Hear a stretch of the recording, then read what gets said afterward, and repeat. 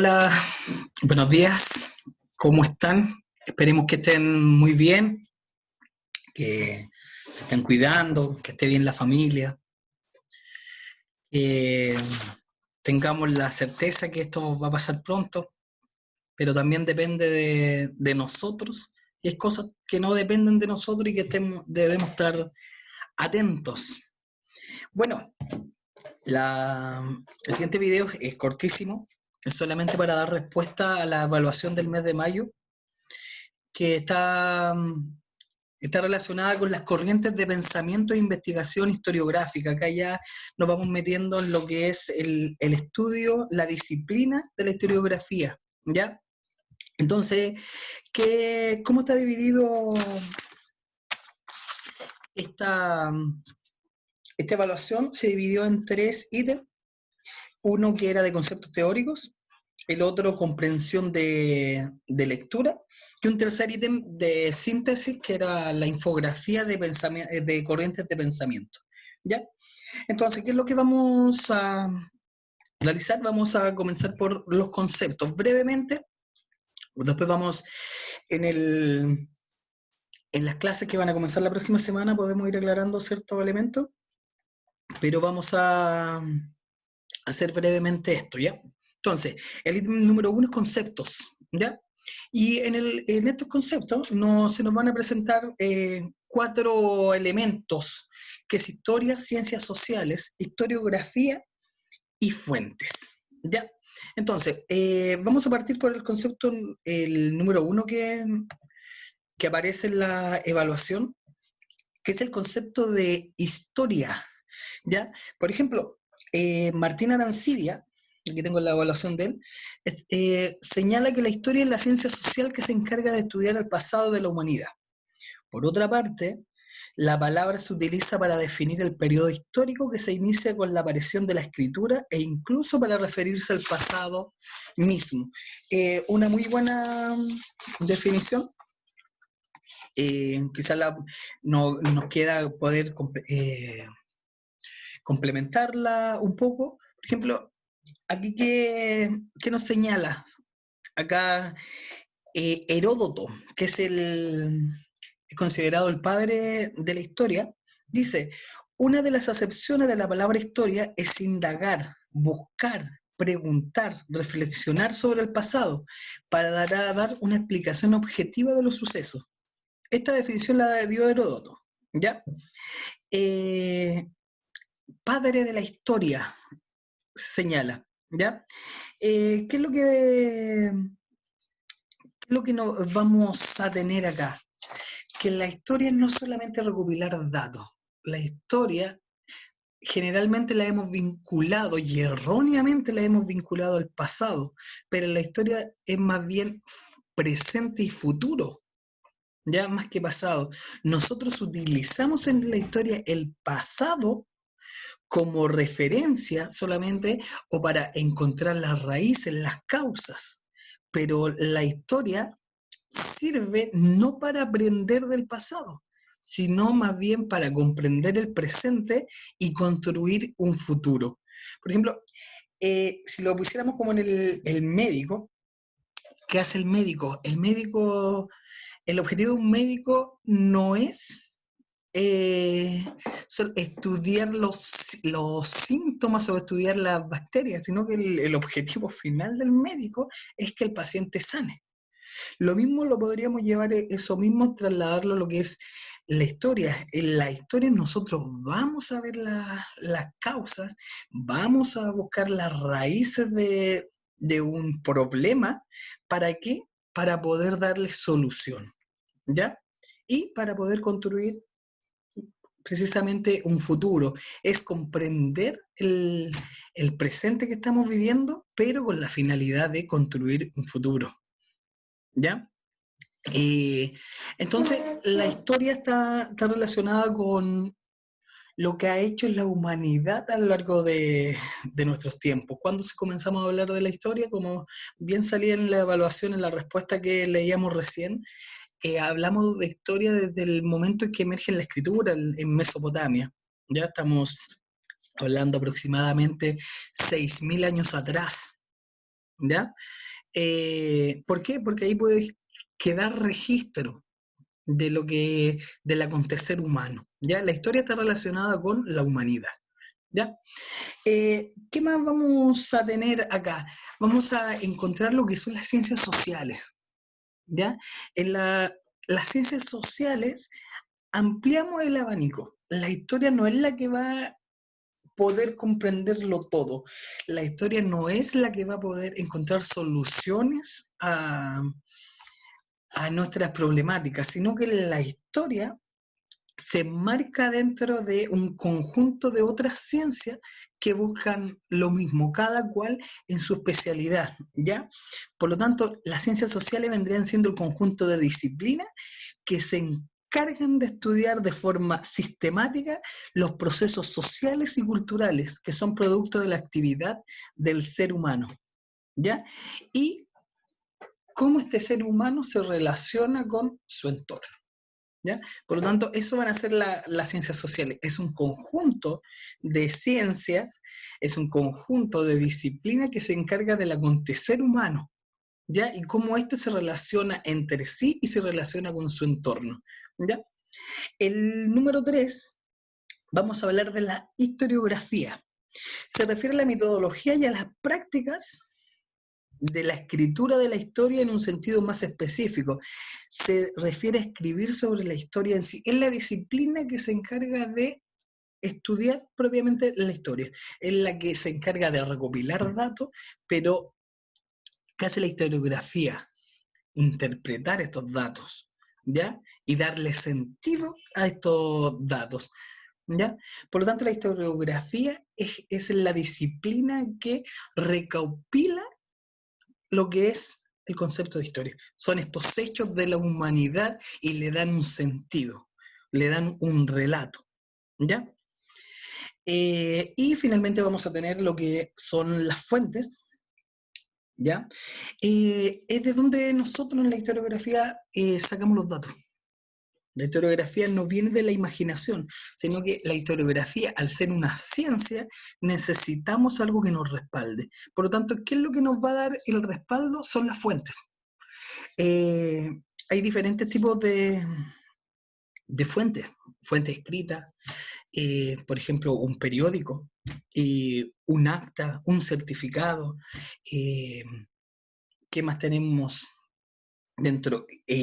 Documentos, libros, relatos orales, cuando dividían diferentes tipografías, ¿ya? Nosotros vamos a hablar de lo que es las fuentes. Ya fuentes por fuente primaria y secundaria. La primaria es la, ¿ya? Por ejemplo, haciendo una fuente primaria, podríamos señalar, si utilizamos el libro de una entrevista, es el relato puro del entrevistado. Eso vendría siendo una fuente primaria, de primera fuente, de orden. Y una fuente secundaria es la que hace una integración. Por ejemplo, estudio, ustedes encuentran la relación de escribir el texto, esa relación secundaria, también dentro de todo ustedes van a encontrar, por ejemplo, dice algunos fotos de un modo específico, ¿ya? Lo que es primario y secundario. Si viéramos un ejemplo concreto, por ejemplo, una persona que lo rata, ¿ya? Ahí está, el secreto primario. ¿Qué viene a ser la interpretación de ese accidente? Si viene a ser un partido o que es un partido, la primaria. ¿Cuál viene a ser la fuente secundaria? Es la observación y el análisis del partido que se noticiero. ¿Cómo vamos a profundizar? Vamos a ver si vamos a profundizar una fuente, vamos a ver. Pero eso lo va teniendo una amiga. Y tenemos ahora con lo que es convención de lectura y estaba vinculada para eso la gracia que ustedes están en el libro de profundización. ¿Ya? Esa es la biblioteca pública internacional de 2006.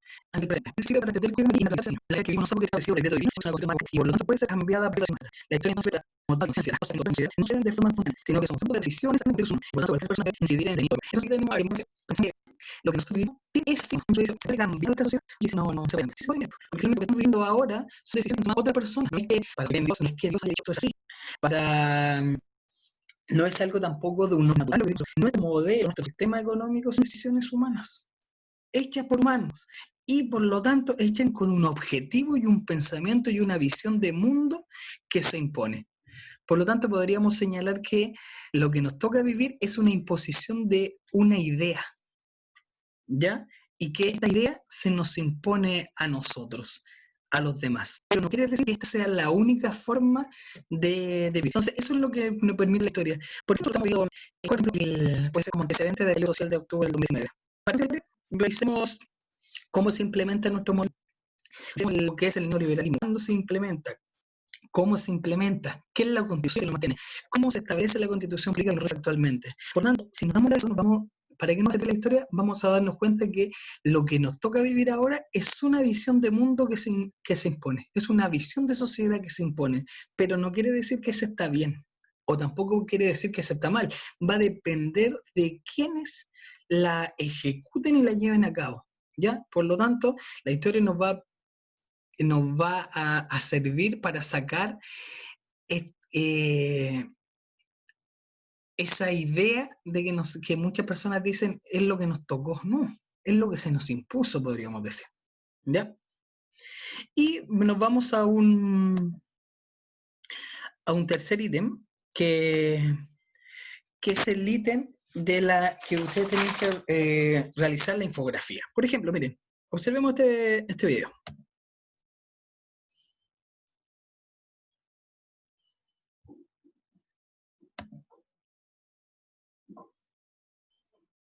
Veamos a ver qué se ve. Se veía.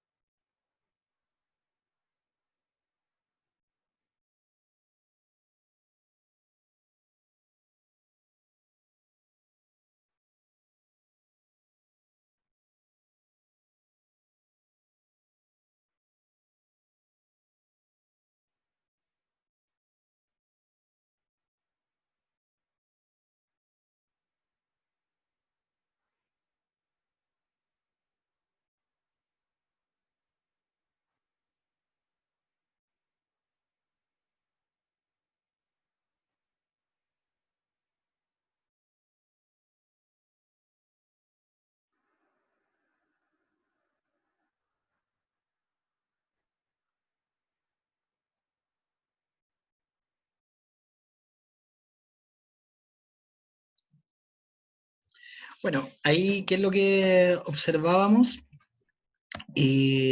Diversas imágenes, ¿ya? Solo imágenes que pueden resumir lo que es la historia humana. Aquí también vemos en el centro una serie de imágenes. Entonces, aquí apunta el ítem 3 y hablar de historiografía. ¿Qué hacemos con estas imágenes? ¿Qué hacemos con estos sucesos? ¿Los describimos solamente? ¿Será nuestra labor solamente describir? ¿O será nuestra labor interpretar? ¿Será nuestra labor evaluar? Aquí, ¿qué es lo que vamos a tener? Que la historiografía se va a dividir en diversas formas de pensamiento, diversas formas de interpretar la historia, que pueden ir cambiando con el tiempo, pero hay muchas que se mantienen actualmente. Hay muchas veces cuando se nos señala, la historia tiene que ser objetiva. La historia es objetiva. Siempre se nos ha señalado. ¿Será así? ¿Se puede hacer una historia objetiva? ¿O el procedimiento es el que tiene que ser objetivo? ¿Ya? Entonces acá observamos una serie de personajes que van a representar diferentes escuelas de pensamiento historiográfico. Si los vemos acá, por ejemplo, el primero, que aparece el positivismo. El positivismo, Augusto Comte, más que historiografía, él lo señala muchas veces como el padre de la sociología, ¿ya? ¿Qué establece? divide la historia humana, él señala, dice que su pensamiento en la interpretación ha estado en tres estadios. Uno, un estadio teológico que se explica todo a través de Dios, un estado metafísico y un tercer estado va a representar el estado positivo. Él es el padre del positivismo, que señala que la historia, las ciencias sociales, tienen que utilizar un método científico. Todo es empírico, todo tiene que ser comprobable, todo tiene que ser con datos, ¿ya? Por lo tanto, él señala que la historia tiene que ser una historia totalmente objetiva y que el rol del historiador, ¿qué es lo que va a hacer? Es describir el acontecer, pero describirlo apartado, sin involucrarse.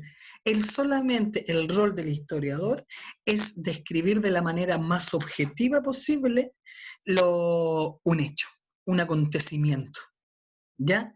No puede ingresar más allá. Solamente es un tono descriptor de lo que sucede.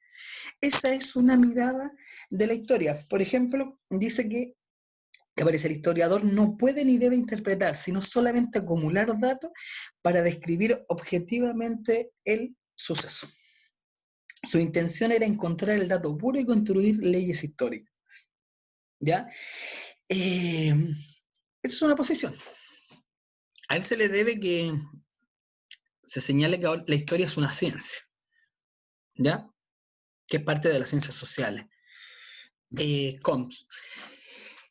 Comte, ¿qué es lo que vamos a tener? Esa es una visión. Y ahora nosotros, ¿qué tenemos que hacer? Si nos interesa la historia, ¿sí? ¿Estará bien? ¿Estará bien eso? ¿Qué dice, por ejemplo, el historicismo que aparece acá abajo? El historicismo, ¿qué es lo que vamos a tener? Es una tendencia intelectual que dice, la realidad humana reduce la realidad humana a su historicidad o a su condición histórica, única y repetible, ¿ya? Pero ¿qué es lo importante del historicismo? Es que señala, consideraba que el investigador era capaz, la historia según el positivismo, era capaz de quedar al margen de su investigación. Es decir, no se involucra. El historicismo está en la vereda contraria. Dice, el historicismo planteó que la historia se estudia y se debe ver desde el punto de vista subjetivo del investigador. La investigación se hace a través de la experiencia subjetiva de quien lo investiga. Es lo contrario al positivismo. Él señala que yo como historiador me tengo que involucrar. Yo como historiador tengo que tener una postura ante la historia. Mi rol como investigador es analizar e interpretar la historia.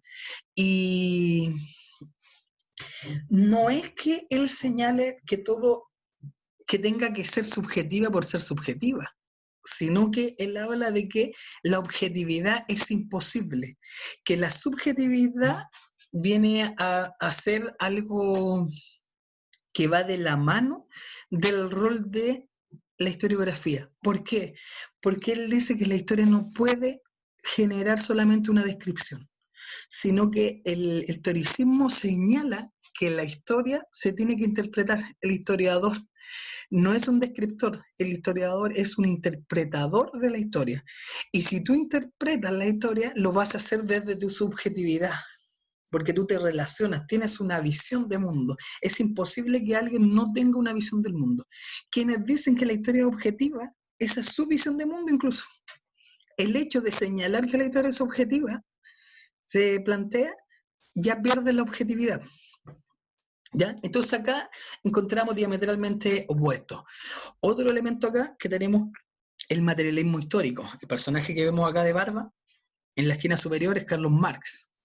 Pareciera como que Carlos Marx se preparó con esa foto para el Instagram o algo, porque es una muy buena voz, ¿ya? Ya, siguió funcionando el YouTube. ¿Ya? Entonces, ¿qué plantea el materialismo histórico? Carlos Marx es un filósofo, ¿ya? Que señala que el ser humano es materia, ¿ya? No sé si han escuchado alguna vez cuando dicen pienso, luego existo. La típica frase pienso, luego existo. Para el materialismo histórico es al revés. Dicen que uno no puede pensar sin existir. El materialismo histórico se plantea sobre esta figura. Dice, existo y luego pienso, porque mi pensamiento viene a ser el resultado de mis experiencias. Por eso él habla de materialismo. Recuerdo que yo tuve una profesora en media que nos pasaba esto y decía que el marxismo era materialista, pero en el sentido de que quería adquirir cosas. Como que quedamos súper confundidos toda una generación con eso. Después con el tiempo uno comprende que a qué se refiere con este materialismo no es el materialismo que señala de querer adquirir, sino que está relacionado con el materialismo desde el punto de la materia. ¿Ya? Yo soy, luego existo. Yo no puedo pensar sin vivir. Yo no puedo pensar sin experimentar. Ustedes, sus formas de pensamiento, les diría a Carlos Marx, le dirían, ustedes todo lo que están pensando es porque han vivido algo. ¿Cómo podrían pensar sin vivir? ¿Se puede? Eso es lo que plantea Carlos Marx. En esa figura, él dice que, así como el positivismo planteaba que habían 3 etapas del pensamiento, Carlos Marx señala que la historia humana está relacionada con lo económico y divide la historia humana en fases, que va a empezar por el comunismo primitivo, cuando existía propiedad colectiva en las comunidades primitivas, cuando recién comenzamos con la revolución neolítica, o las bandas de cazadores y recolectores, todo era de lo colectivo y de ahí se repartía. Posteriormente el esclavismo, cuando surge la propiedad privada, esa es otra etapa. Posterior al esclavismo en la Edad Media vemos el feudalismo, que es la tenencia de tierra, que es lo que manda, y finalmente llegamos a otra etapa, que es la que nos encontramos actualmente, que es el capitalismo. Hay que tener en cuenta que Carlos Marx muere en 1882. Estamos hablando de un personaje que vivió hace aproximadamente 150 años, está estudiando esto, ¿ya? Y él señalaba que el capitalismo era la fase que estábamos viviendo ahora, esta fase histórica. Entonces, como él divide la historia en 3 fases, dice que esta historia ha sido antagónica. Y él señala que la historia humana es la historia de la lucha de clases, ¿ya?